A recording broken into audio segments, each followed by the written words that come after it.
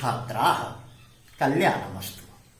अद्यास्माभिः षष्ठी विभक्तेः अवशिष्टाः प्रयोगाः द्रष्टव्याः।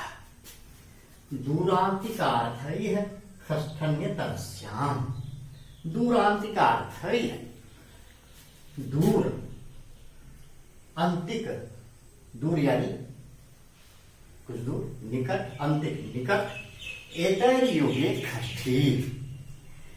इन अर्थों वाले, दूर अर्थ वाले तथा निकट अर्थ वाले शब्दों के प्रयोग में दूरान्तिकार्थैः षष्ठी, एतैर्योगे षष्ठी, अन्यतरस्याम् विकल्पेन पंचमी च, और विकल्प में पंचमी विभक्ति होती है। दूर और निकट अर्थ वाले शब्दों के साथ अगर इन शब्दों का प्रयोग किया जाए तो षष्ठी विभक्ति हो तथा अन्यतरस्याम विकल्प से पंचमी विभक्ति भी हो। यथा दूरं निकटं वा, ग्रामस्य ग्रामात् वा। दूरं निकटं वा, ग्रामस्य ग्रामात् वा। ग्रामस्य षष्ठी विभक्ति, ग्रामात् पंचमी विभक्ति। दोनों षष्ठी और पंचमी दोनों का इस सूत्र द्वारा विधान होता है। दोनों का हम प्रयोग कर सकते हैं। अपरम सूत्रम कर्तरि कर्मणोः कृतिः। कर्तरि कर्मणोः कृति, कर्तृकर्मणोः कृतिः, कर्तृकर्मणोः कृति। कृतयोगे, कृतयोगे कर्तरि कर्मणि च षष्ठी। कृदंत पदस्य योगे कर्तरि कर्मणि च षष्ठी।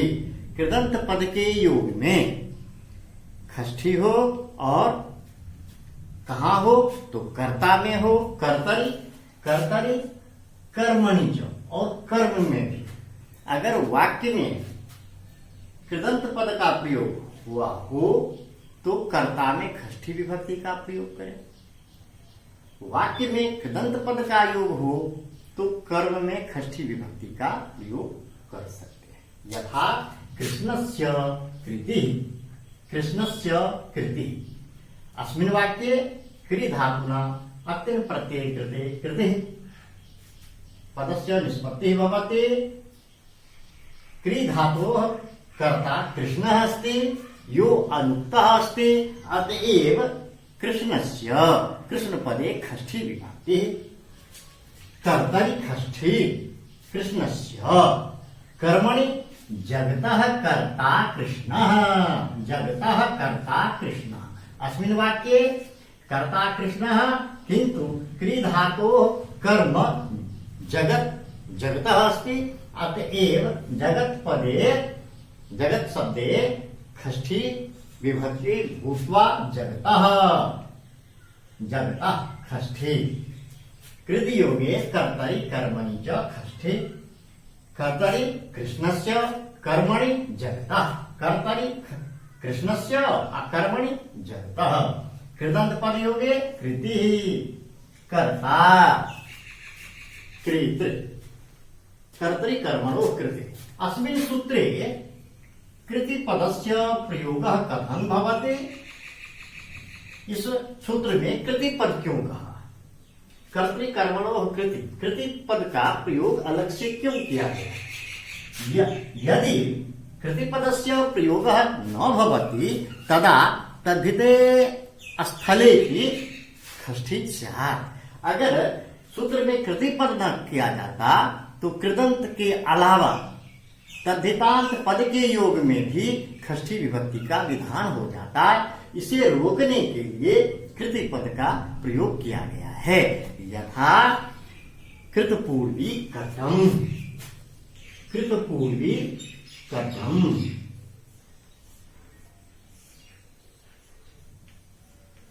अगर कृति पद न होता तो यहाँ कटम के स्थान पर कटम स्थाने कटस्य प्रयोग भवति, यो नोचितम, जो उचित नहीं है।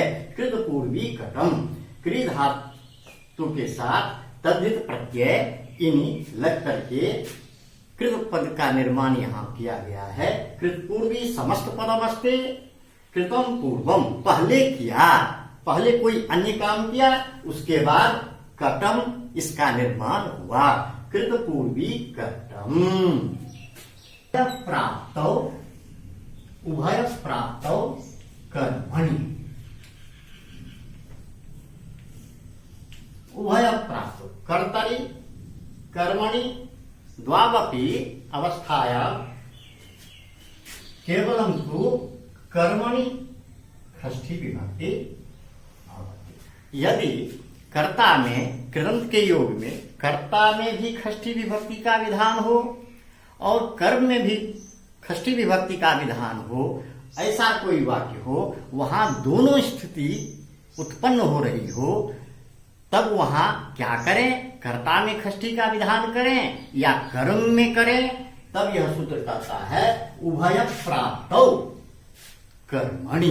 जब ऐसी स्थिति उत्पन्न हो जाए कि कर्ता में षष्ठी विभक्ति हम दें कृदंत के योग में कि कर्म में, तो तब हम कर्मणि, कर्म में षष्ठी विभक्ति का प्रयोग करेंगे। यथा आश्चर्यो गवां दोहो अगोपेन, आश्चर्यो गवां दोहो अगोपेन। आश्चर्य है, जो ग्वाला नहीं है वह भी गाय को दो रहा है। आश्चर्य गवां दोहो अगोपेन।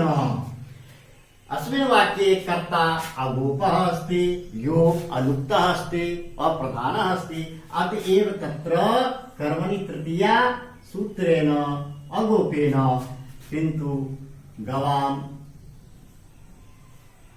इदं पदं कर्मम् अस्ति, कर्म अस्ति, अतएव गवां, गवां षष्ठी बहुवचने रूपे गवां, गो गवोः गवां। आश्चर्यो गवां दोहो अगोपेन, गवां दोहो। यहाँ दो धातु में, दो धातु में अत्र दो धातुना घञ् प्रत्यये कृते, अत्र दो धातुना घञ् प्रत्यये कृते दोहः इति पदं निष्पन्नं भवति। कृदंत पदमस्ति, अतएव कृदंत पदस्य योगे कर्तरि न अपितु कर्मणि, कर्ता में नहीं बल्कि कर्म में हमने षष्ठी विभक्ति का विधान किया। कृत्यानां कर्तरि वा, कृत्यानां कर्तरि वा, कृत्यानां कर्तरि वा।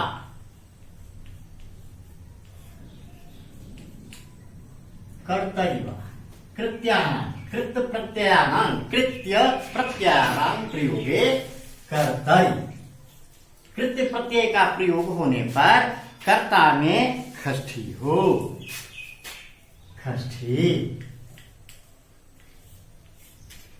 कृत्यानां कर्तरि वा, कृत्य प्रत्ययस्य प्रयोग अवस्थायां कर्तरि षष्ठी स्यात्। कृत्य प्रत्यय का, कृत्य प्रत्यय का प्रयोग करें तो कर्ता में षष्ठी विभक्ति का विधान हो।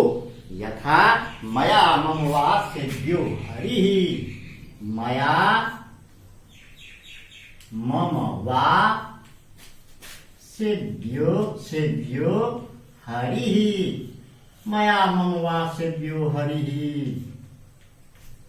मया मम वा, मम षष्ठी विभक्ति मया तृतीया। सेव्यः, सेव धातु से नियत प्रत्यय करने पर, सेव धातु से नियत प्रत्यय करने पर, नियत क्या है? नियत प्रत्यय कृत्य प्रत्यय है। नियत प्रत्यय कृत प्रत्यय है। कृत प्रत्यय में तव्य, अनियर, यत, न्यत और त्यक्त ये प्रत्यय आते हैं जो कृत्य प्रत्यय कहलाते हैं। दूसरा उदाहरण, अपरम उदाहरण, मया मम वा पूजितव्यः गुरुः। मया मम वा, मया मम वा पूजितव्यः पूजितव्यः गुरु, मेरे द्वारा गुरु पूजित होते हैं। पूजितव्य, यहाँ तव्य प्रत्यय है, तव्य प्रत्यय है, मया मम वा कृत्यानां कर्तरि वा, कृत प्रत्यय के योग में कर्ता में षष्ठी हो, मया मम वा सिद्ध्यो हरि, मेरे द्वारा। इस वाक्य में कर्ता अहम मैं हूं, मुझ में षष्ठी विभक्ति का विधान हुआ। वा पदेन मया, वा पदेन मया तृतीया का प्रयोग हुआ है। सुष्ट अन्य जो सप्तमी में विभक्ते है प्रयोग अहं पाठिष्यामि।